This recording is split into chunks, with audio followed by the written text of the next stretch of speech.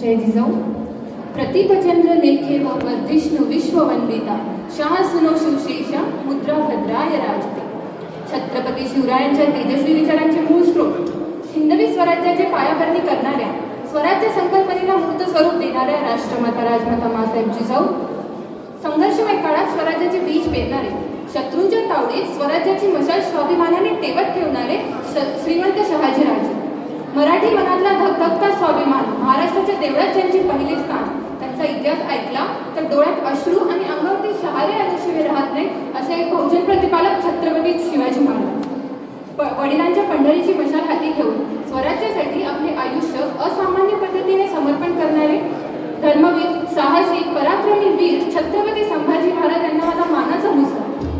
सर्वप्रथम मी पायल माधवराव पाटील देवसरकर तुम्हा सर्वांना शिवजयंतीच्या खूप खूप शुभेच्छा देतो.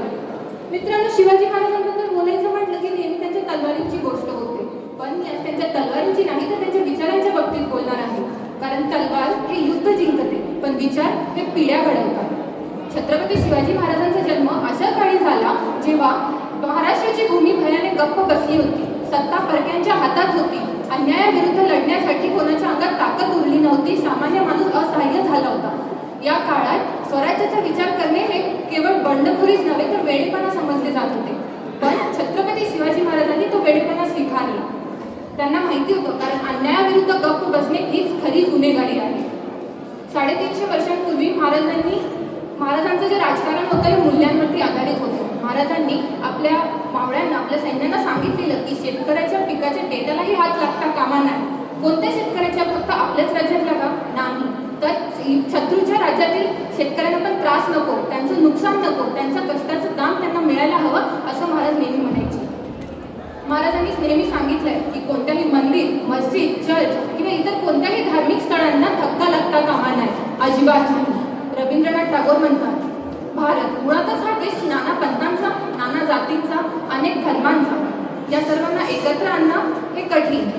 जरी एकत्र आले तर त्यांच्यात एकत्व निर्माण करणं हे कठीण, आणि एकत्व जरी निर्माण झालं तर त्यांच्यात राष्ट्रीयत्व निर्माण करणं तर महाकठीण. हे अत्यंत महाकठीण कार्य छत्रपती शिवाजी महाराजांनी आपल्या स्वराज्यातून साकार करून दाखवलं. स्वराज्य हे केवळ एक भौगोलिक सीमा नव्हती, तर ती होती एक नीती, एक सत्य, पारदर्शकता आणि जनतेप्रती असलेलं उत्तरदायित्व. छत्रपती शिवाजी महाराजांचा जन्म हा केवळ एका राजाचा जन्म नव्हता, तर तो एका स्वाभिमानी संस्कृतीचा पुनर्जन्म होता. आणि या संस्कृतीच्या केंद्रस्थानी होतं स्त्रींचा सन्मान. ज्या काळी स्त्रीचा अपमान केला जात होता, स्त्रियांना लुटले जात होते, तेव्हा महाराजांनी आपल्या सैन्यांना आदेश दिलेला की शत्रूची भूमी जिंका, शत्रूंची स्त्री नाही. हे केवळ एक आज्ञा नव्हती तर एक क्रांती होती. आज राष्ट्रमाता राजमाता जिजाऊ यांच्या संस्काराखाली वाढलेला हा राजा होता. आईने आपल्या बाळाच्या हातात तलवार तर दिलीच, पण त्यासोबत नीतीही दिली. म्हणूनच शिवाजी महाराजांचं स्वराज्य हे फक्त राजकीय स्वातंत्र्य नसून हे नैतिक स्वातंत्र्य होतं. जगातला सर्वात पहिला सर्जिकल स्ट्राईक पुण्यातील लाल महालावरती महाराजांनी केला. 1.5 ते 2 वर्षांपासून लाल महालावरती खान मांडून बसलेल्या शाहिस्ता खानाची बोटे कापली. महाराज वाऱ्यासारखे आले आणि तीरासारखे निघून गेले. तेव्हा गोंधळ थांबला. काही वेळाने शाहिस्ता खानाची बेगम रडत रडत येते की हुजूर, हुजूर हमारी बेटी गायब है. तेव्हा शाहिस्ता खान म्हणतो, चूप हो जा पुतली, शिवाजी राजांची माणसं आपल्या पोरीला हात लावणार नाही, पण जरी चुकीनेही हात लावला असेल तर बेफिक्र राहा, शिवाजी राजे तिला आपल्या पोटच्या पोरीसारखं जपते. असं कोण? तो शाहिस्ता खान, महाराजांचा कट्टर वैरी. महाराजांना तो मारायला आले.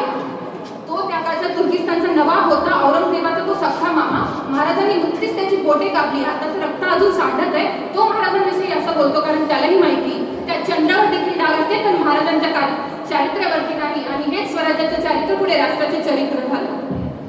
महाराजांच्या आयुष्यात असा एकही प्रसंग नाही जिथे मृत्यू नाही. पहिले फतेखान 75,000ची फौज घेऊन आला, तिथेही मृत्यू. 40,000ची फौजीनिशी आलेला अफजल खान, त्या गळाभट्टीत सुद्धा मृत्यू. 1.25 लाखाची फौज घेऊन बसलेला शाहिस्ता खान, तिथेही मृत्यू. 3 लाखाची फौज घेऊन आलेला मिर्झा राजे, तिथेही मृत्यू समोर होता. महाराज आग्र्यात अडकले, तिथेही मृत्यू. पण प्रत्येक प्रसंगात महाराजांनी मृत्यूवरती मात केली. असं म्हणलं जातं, तुमचा संघर्ष जेवढा मोठा असतो तेवढाच तुमची उंची असते. पण छत्रपती शिवाजी महाराजांच्या वाट्याला आलेला संघर्ष इतका मोठा होता की जोपर्यंत चंद्र सूर्य असतील तोपर्यंत छत्रपती शिवाजी महाराज तुमच्या आमच्या काळात जिवंत राहतील. महाराजांनी हे राज्य उभारलं.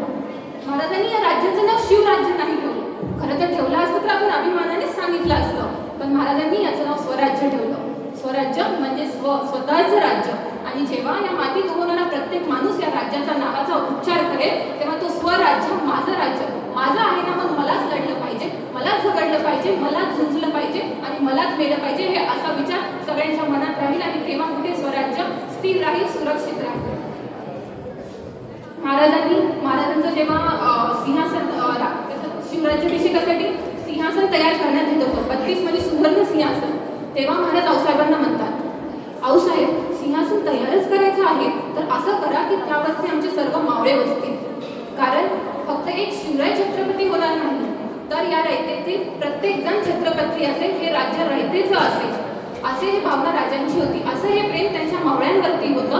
म्हणूनच म्हणतात की ऐसा राजा कधी झाला नाही आणि ऐसा राजा कधी होणे नाही. 1666 मध्ये महाराज आग्र्यातील औरंगजेबाच्या दरबारात गेले. तिथे त्यांना अपमानित करण्यात आलं, तिथे त्यांना नजरकैदेत ठेवलं.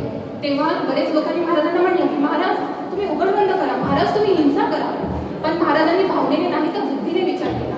महाराजांनी संयम ठेवला, परिस्थितीचा अभ्यास केला, शत्रूची मानसिकता ओळखली आणि कोणताही गदारोळ न करता, रक्ताचा थेंबही न सांडता महाराजांनी औरंगजेबाच्या राजधानीतून सुटका केली. हे केवळ एक पलायन नव्हतं, तर हे एक होतं राजकीय कूटनीतीचा आणि मानसिकतेचा विजय होता.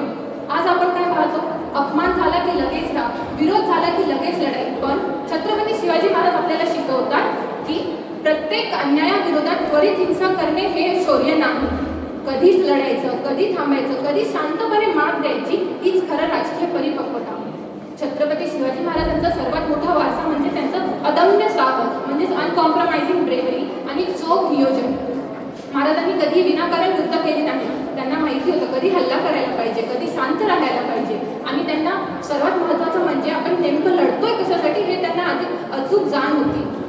त्यांनी कधी व्यक्तिक सुखासाठी किंवा मोठेपणासाठी लढाई नाही केली, तर त्यांनी इथल्या जनतेच्या स्वातंत्र्य, प्रतिष्ठा, सन्मान आणि संरक्षणासाठी लढाई केली. महाराजांनी किल्ले उभारले, सैन्य उभारलं, पण त्यांनी सोबतच इथल्या जनतेच्या दैनंदिन जीवनासाठी एक उत्तम अशी शासन प्रणालीही तयार केली. महाराजांनी जेव्हा राज्य उभारलं तेव्हा त्यांना लक्षात आलं की या देशात पूर्वी राज्य झाले नाही असे नाही. विजयनगरचं राज्य होतं, देवगिरीचं राज्य होतं, पण ते उद्ध्वस्त झाले.